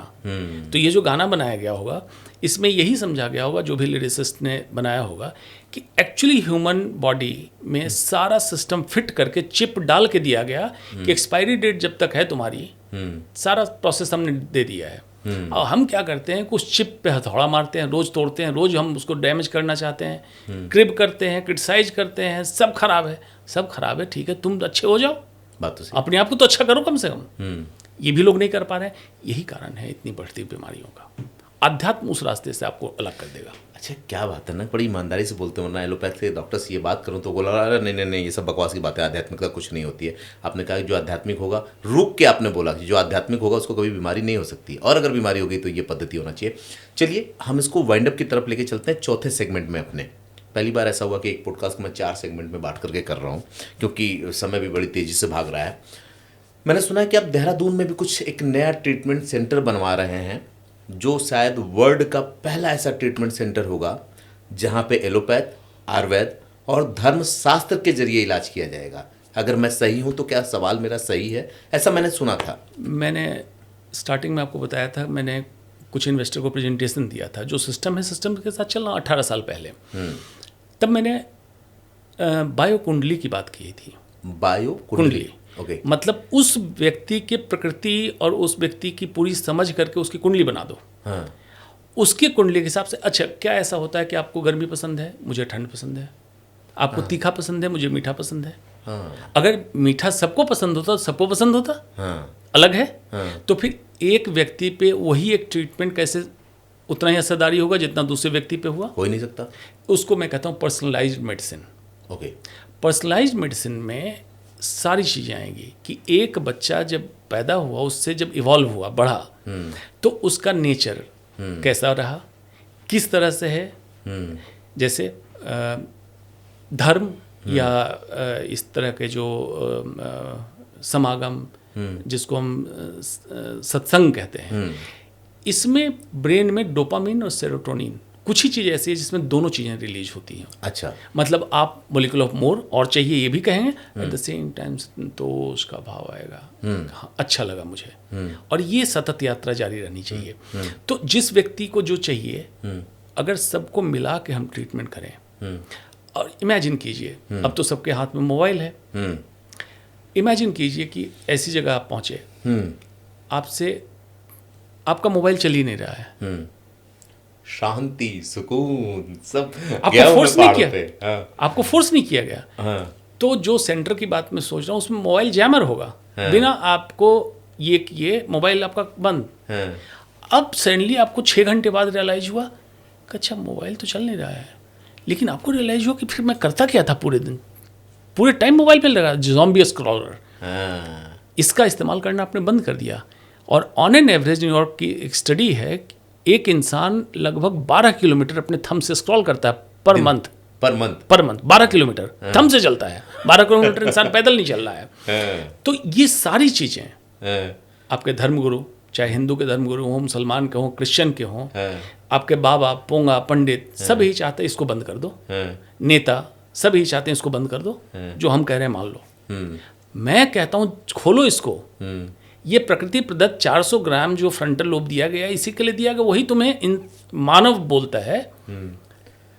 कबीर ने कहा था, नर पशु नारी पशु और पशु संसार, मानव वाको मानिए जाको बुद्धि विचार। बिल्कुल सही बात। तो बुद्धि विचार खोलो भाई। इतना ही करना है। अपनी ज़रूरतों को समझो। इंसान की ज़रूरतें कितनी हैं? मन की शांति, सुपाच्य भोजन और चैन की नींद। बाकी की मेहनत और मुशक्कत दिखावे के सामर्थ्य इकट्ठा करने में जाया करते हैं। ज़रूरतें बहुत कम है, ज़िंदगी बहुत सीमित। किसी ने बड़ी अच्छी लाइन कही थी कि आदमी तो मकान के एक कमरे में रहता है, बाकी तो उसका गुरूर रहता है। क्या शानदार बात थी। मेरठ के शायर हैं। हाँ। बड़ा अच्छा हाँ, मैं जानता नहीं था, लेकिन मैंने पढ़ा था कहीं कोट के रूप में, बड़ा अच्छा लगा कि सच में आदमी तो सिर्फ एक कमरे 2 कमरे में रहता है, पूरे मकान में तो उसका गुरूर रहता है। वो गुरूर परेशान भी करता है और बीमार भी करता है। जो भी सवाल आपसे पूछा है मैंने ना, हो सकता है कि किसी बाहरी की नज़र इस पर पड़ जाए और वो बोले कि डॉक्टर अंशुमान तो बड़ी अच्छी पद्धति डेवलप कर रहे हैं, हो सकता है इनको फंड की प्रॉब्लम हो, चलो इनको फंड दो और ये जो पद्धति इंडिया में बन रही है इसको लेके फॉरेन चलते हैं। और अगर किसी पश्चिमी व्यक्ति ने आपको अप्रोच किया तो क्या आप इसको लेके चले जाएंगे वहाँ? भारत को पहले दूंगा। भारत को पहले देंगे, जाएंगे वहाँ, नहीं भारत को पहले। भारत को पहले दूंगा, उसको कहूँगा पहले खर्चा यहाँ करो, हमारे भारतीयों को पहले लाभ होने दो, उसके बाद तुम्हारे कंट्री का भी करेंगे, क्योंकि मैं ऋणी हूँ भारत का, तो भारत को पहले दो। अच्छा लगा सुन के। मुनाफा कमाने के लिए आप कहीं भी कोई समझौता नहीं करेंगे? ना ना ना ना ना, मुनाफा तो मैं ऑपरेशन करके ज़्यादा कमा सकता हूँ। मैं तो बीमारी रोकने की बात कर रहा हूँ, बीमारी को जड़ से ठीक करने की बात कर रहा हूँ। एक सवाल है, मैं आपसे सिर्फ अब लास्ट के 2 सवाल ही पूछूंगा। एक सवाल ये है कि अगर आपको कोई 3 चीज़ें बदलने का मौका मिले जो कैंसर को 70% खत्म कर सकती है, तो वो 3 चीज़ें कौन सी होंगी जो आप बदलेंगे? हर व्यक्ति की जीवन शैली, मतलब इंडिविजुअल लेवल पे जीवन शैली को मैं बदल दूंगा। सोसाइटी कम्युनिटी लेवल पे उन चीज़ों का इस्तेमाल बंद करा दूंगा सोसाइटी लेवल पे जो बीमार कर रहा है, जैसे plastic, fertiliser, excessive use of insecticide, pesticides. ज़रूरत की चीज़ें नहीं है, दिखावे के लिए आप कर रहे हैं उसको। और सरकारी तंत्र पे, नीति निर्धारण के स्तर पे वेलनेस एंड लॉन्जेविटी सेंटर मैं बढ़ा दूंगा। अस्पताल की संख्या ऑटोमेटिकली कम हो जाएगी, करने की ज़रूरत नहीं होगी, ऑटोमेटिकली कम हो जाएगी। मतलब जहाँ स्वस्थ व्यक्ति जाए, कैसे मैं और स्वस्थ रहूँ, इस पे चर्चा करे, इस पे सत्संग हो, इस पे डिबेट हो, इस पे शास्त्रार्थ हो, ऐसी पद्धति डेवलप करें जिस पे बात हो के, और उसमें चलते चलते म्यूजिक का बहुत बड़ा रोल है। मैं इसमें जो करता हूँ, एक मेरा कॉन्सेप्ट है संगीत से स्वास्थ्य की ओर। अच्छा। अनेक स्टडी अब आगे न्यूरोसाइंस की पब्लिश हुई, जिसमें म्यूजिक किस तरह से हमारे ब्लड प्रेशर को, हमारे सिस्टम को ये करता है, मॉलिक्यूल लेवल पे कैसे ये होता है, हमारे पुराने संगीत शास्त्र में लिखा हुआ है। अरे अब तो कई जगह ओम मंत्र को लेकर के लोग थेरेपी कर रहे हैं, हिंदुस्तान ने, हिंदुस्तान से बाहर। देखिए उनके यूरोपियन, खास करके यूरोपियन में अच्छी बात क्या है कि जहाँ भी जो अच्छी चीज़ हुई अपना लेते हैं, irrespective of religion, irrespective of region, वो एक्सेप्ट करते हैं उन चीज़ों को, रिसर्च करते हैं, और रिसर्च करके जब पाते हैं कि इसमें वाकई खूबी है तो अपने सिस्टम में डालते हैं। हमारे साथ दिक्कत यही है, या तो हम क्रिटिसाइज करते रहेंगे, या तो बिल्कुल अंधे हो जाएंगे, नहीं हमारे धर्म से संबंधित हम तो करेंगे। ऐसा मत करो। हमारा धर्म शास्त्रार्थ का धर्म था, जहाँ लोग बैठते थे और डिबेट करते थे बहुत सभ्यता के साथ, विनम्रता के साथ, सीनियर जूनियर का लिहाज होता था, गुरुवर बोलते थे। ये सिस्टम कहाँ गया हमारा? इसीलिए हम अंधे हैं, इसलिए हम फकीर होते जा रहे हैं, गुलाम होते जा रहे हैं। एक बड़ा इंपॉर्टेंट सवाल था जो मैं भूल गया था, अचानक से मेरे दिमाग में आया। क्या कैंसर का इलाज 10,000 रुपये में भी हो सकता है क्या? ये मेरा सबसे मेन सवाल था, क्योंकि लोग इसी बात को लेकर परेशान थे। हो सकता है 1-2 सवाल और बढ़ जाए हमारा। तो क्या ये संभव है कि कैंसर का इलाज सबसे कम पैसे में किया जा सके? बिल्कुल संभव है। कैसे? इस्टेब्लिश इसी सिस्टम में सिर्फ सुचारू रूप से नीति बनाए और सुचारू रूप से उसका पालन कर दें। इसी सिस्टम, एग्जिस्टिंग सिस्टम में, कुछ भी नहीं कह रहा हूँ कि सरकार को और खर्च करना होगा और नए सेंटर बनाने होंगे। इसी में हो सकता है। इलाज के नाम पे मुनाफाखोरी बीच में, सरकारी तंत्र में भी बता रहा हूँ कि इतना जो एक्सपेंसेस बताते हैं कि इतना खर्चा हो गया इस अस्पताल को बनाने में, ये बहुत ज़्यादा है। कैंसर की दवाइयाँ इतनी महंगी क्यों आती हैं? सरकार से पूछो। मैक्सिमम रिटेल प्राइस कौन डिसाइड करता है? NPPA किसके हाथ में है? गवर्नमेंट ऑफ इंडिया के हाथ में। तो जो दवा 2200 रुपये की मिल सकती है, उस पर MRP 18,000 प्रिंट क्यों करने दिया? अब MRP मैक्सिमम रिटेल प्राइस लिखोगे तो ये जिस बाघ को खून की आदत लगी है, वो क्या मिनिमम रिटेल प्राइस उसको समझेगा? उसको मैक्सिमम रिटेल प्राइस समझेगा। कैंसर की दवाइयाँ इतनी महंगी क्यों बेची जाती हैं? कैंसर की नहीं, हर दवाइयाँ। देखो सर्वेश जी, बिकता वही है, 2 ही चीज़ बिकती है, खाप और खतरा। खाप और खतरा, क्या बात। हाँ, आप दिखा दो कि बस ऐसे किए तो सीधे स्वर्ग की सीढ़ी लग गई, बिक जाएगा। इंश्योरेंस बिक रहा है ना। हाँ, और या दिखा दो कि ऐसा नहीं किया तो ये हो जाएगा। तो जो बीमारी से मरने का डर हो, उसकी दवाइयाँ महंगी हो जाएगी। याद होगा कोविड के टाइम रेमडेसिविर, जबकि उसकी दवाई नहीं थी। हाँ, ओबामा के टाइम 2003 में सार्स आया था, तब भी उस कंपनी ने कोशिश की थी कि ओबामा अलाउ कर दे, नहीं किया। ट्रम्प बिजनेसमैन है, इसने अलाउ कर दिया। दवा मार्केट से बाहर हो गई, डुप्लीकेट, पानी सब बेच दिया। कितनी महंगी बिकी? खतरा। खतरा बेचा जा रहा था, दवा नहीं बेची जा रही थी। ये सेम बात कैंसर पे है, हार्ट के मेडिसिन पे, जिससे जान का खतरा होगा वो चीज़ बिक जाएगी। सर एक बात हो कि एक आम आदमी ना वो कैसे अपने इलाज के खर्चे को कम कर सकता है, खासकर कैंसर का मरीज? डाटा कहता है कि आयुष्मान भारत लॉन्च होने से पहले 76% आउट ऑफ पॉकेट एक्सपेंडिचर था। मतलब सिर्फ 24% लोगों को अपना खर्च नहीं करना पड़ता था। आयुष्मान भारत लॉन्च होने के बाद ये डाटा इम्प्रूव हुआ है। अब आउट ऑफ पॉकेट एक्सपेंडिचर कम हो रहा है लोगों का। एक दूसरा, सब लोग इंश्योरेंस जरूर लें, हेल्थ इंश्योरेंस जरूर लें। छोटी कंपनी में, बड़े कंपनी में सब लोग इंश्योरेंस कराएं। लोग इंश्योरेंस नहीं कराते हैं। अपने हेल्दी लाइफस्टाइल पे ध्यान दें ताकि बीमार ना पड़ें। और government, health is a matter of state, private अस्पतालों पे निगरानी करके एक स्ट्रक्चरल फॉर्मेट दे कि आप इससे ज़्यादा बिलिंग नहीं कर सकते हैं किसी चीज़ की। ओके, खर्चे काबू में आ जाएंगे। आखिरी सवाल, क्योंकि कैमरे की बैटरी भी कह रही कि भाई अब तुम इसको वाइंड अप करो। सवाल ये कि जो जहाँ से मैंने शुरू किया था वहीं मैं इसको वाइंड अप कर रहा हूँ। एक व्यक्ति ने जो दिखाया दुनिया को, ये एक व्यक्ति नहीं था, ऐसे मैं 10 केस स्टडी हिंदुस्तान से लेकर जापान तक पढ़ चुका हूँ कि उसने जब प्रकृति को समर्पित कर दिया अपने आप को और कोई इलाज नहीं करवाया तो वो ठीक हो गया। तो क्या किसी को कैंसर हो जाए इंडिया में और वो अपने आप को प्रकृति को समर्पित कर दे तो वो ठीक हो सकता है या रिस्क है? विज्ञान के आधार पर रिस्क है, ऐसा ना करें। अच्छा, रिस्क है। कोई भी चीज़ निगरानी में करें, विज्ञान यही कहता है। इसको ऐसे दूसरे पहलू समझिए। जंगली कुत्ते को सुना है कैंसर होते हैं? नहीं। लेकिन डोमेस्टिक डॉग को कैंसर होता है। हाँ। क्यों? कैंसर बाजार में बिकता है, हर रोज हम कोशिश करते हैं हमें कैंसर हो। क्या बात, इसके लिए मैं ताली इसलिए बजा रहा हूं। प्रकृति के बहुत पास बड़ी बात कहा आपने। प्रकृति के पास जाओ, जो प्रकृति के पास है उसको कैंसर नहीं होगा।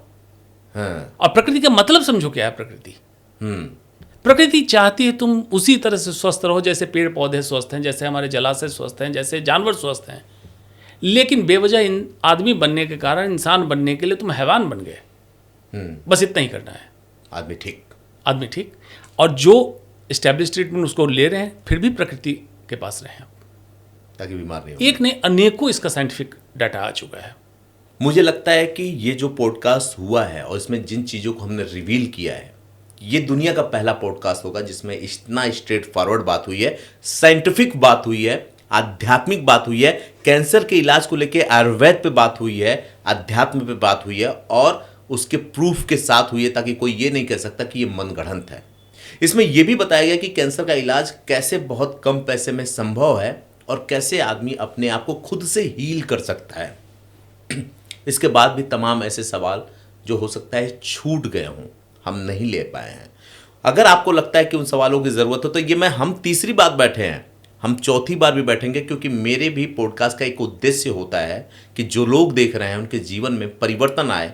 अगर मेरे पॉडकास्ट से 2, 4, 10 लोगों की ज़िंदगी भी बदल जाती है तो मुझे लगता है कि ये बिल्कुल ठीक काम कर रहा हूँ मैं।